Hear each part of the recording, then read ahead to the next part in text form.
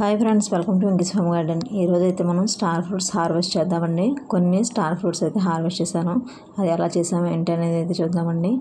అలాగే ముందుగా అయితే మనం వంకర టింకరగా వచ్చాయి కదండి ఫస్ట్లో అయితే ఆ స్టార్ ఫ్రూట్ అయితే చూసారా, చూస్తుంటే పట్టుకునే లోపలనే మన చేతిలోకి వచ్చేసింది. అలానే ఈ స్టార్ ఫ్రూట్ అయితే చాలా బాగుందండి. కలర్ అయితే చేంజ్ అయిపోయింది. కాకుంటే చూసారా, చెట్టు ఫ్రూట్స్ అన్నీ అయిపోయేసరికి మళ్ళీ పూత అయితే స్టార్ట్ అయిపోయింది. ఈ విధంగానే చాలా గ్రీన్గా ఉంది చూసారా. ఇలా గ్రీన్గా ఉండాలంటే మనం కొంచెం ఎప్సమ్ సాల్ట్ వేసామనుకోండి వాటర్లో కలిపి, చాలా చక్కగా అయితే గ్రీనరీగా ఉంటాయి.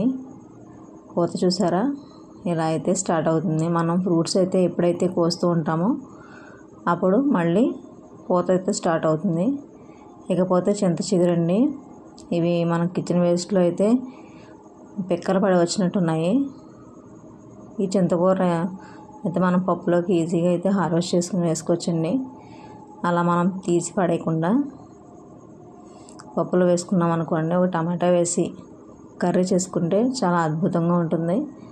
చింతకూర పప్పు చిన్న చిన్న మొక్కలు అయినా కానీ ఈ విధంగా కూడా మనం చింత చిగురుని యూజ్ చేసుకోవచ్చు.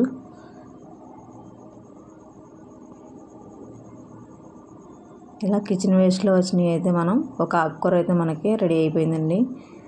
ఇలా కొన్ని ఫ్లవర్స్, తమలపాకు, అలానే చింత చిగురు చూసారు కదండి. ఇకపోతే చామంతులు మనకి అయిపోయినాయి కదండి. అయిపోయిన తర్వాత కొంచెం నల్లగా మాడిపోయినట్టు కొమ్మలు జీవం లేనట్టు అయిపోతాయి కదండి. అవి అయితే మనం కట్ చేసేద్దాం. ఇలాగా కొన్ని అయితే కట్ చేసేసామనుకోండి, మళ్ళీ కింద నుంచి మొక్క మొదటి నుంచి కూడా కొత్త చిగుర్లు వచ్చి మళ్ళీ పూలు అయితే వస్తాయి. ఇప్పటికే చాలా వరకు మొగ్గలు స్టార్ట్ అయిపోయాయి అక్కడను. ఇంకైతే నేను ప్రూనింగ్ అయితే చేసేస్తున్నానండి. చాలా వరకు మనం హార్డ్ ప్రూనింగ్ చేసేసుకుంటే మళ్ళీ కింద నుంచి మొక్కలు వస్తాయి. మనం లేటుగా పెట్టుకున్న మొక్కలు అయితే కనుక చిన్నగా పూలు అయితే ఇప్పటికే స్టార్ట్ అయిపోతాయి. అవి కూడా స్టార్ట్ అయ్యాయండి. అవి కూడా చూపిస్తాను మీకు. ముందైతే ఇవి నల్లగా మాడిపోయిన కొమ్మల్ని, పువ్వులు అయిపోయిన కొమ్మల్ని మనం కట్ చేసేద్దామండి. ఎందుకంటే అవి ఉండడం వల్ల ఆ బలం అంతా అవి తీసుకుంటాయి. పక్క నుంచి వచ్చే కొమ్మలు అయితే మనకి బలంగా రావు. అందుకని ఇవి కట్ చేసేసామనుకోండి, ఏదైనా కంపోస్ట్ కానీ లిక్విడ్ కానీ ఇచ్చామనుకోండి, మళ్ళీ మనకి పూత అయితే స్టార్ట్ అయిపోద్ది. మళ్ళీ ఫ్లవర్స్ అన్నీ స్టార్ట్ అవుతాయి. ఈ విధంగా మొత్తం ప్రూనింగ్ అయితే చేసేస్తున్నాను. చామంతులు అయితే మనది నాటు వెరైటీ అయితే అండి ఏప్రిల్ నెల వరకు కూడా నాకు వచ్చాయండి. మనం కొంచెం లేట్గా పెట్టుకున్నాం అనుకోండి కొన్ని కొమ్మల్ని, అప్పుడు మనకి లేట్గా కూడా పూలు పోస్తాయి. హైబ్రిడ్ వెరైటీ అయితే మనకి ఫిబ్రవరి వచ్చేటప్పటికే చాలా వరకు మొక్కలు చనిపోతాయండి.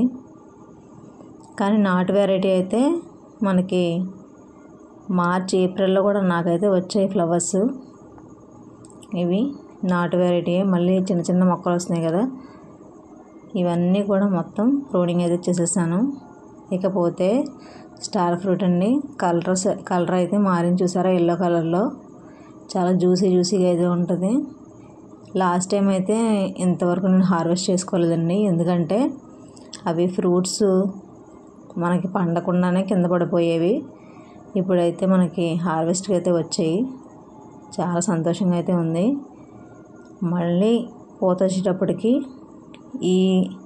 ఈసారి హార్వెస్ట్ చేసిన తర్వాత మళ్ళీసారి అయితే ఇంకా ఎక్కువ ఈల్డ్ తీయాలండి.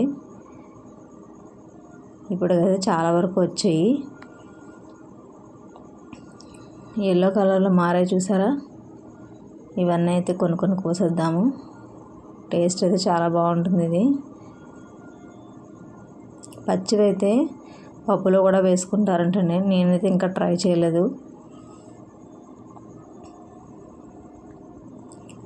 ఇలా అయితే కొన్ని ఫ్రూట్స్ అయితే మనకి స్టార్ ఫ్రూట్స్ వచ్చాయి.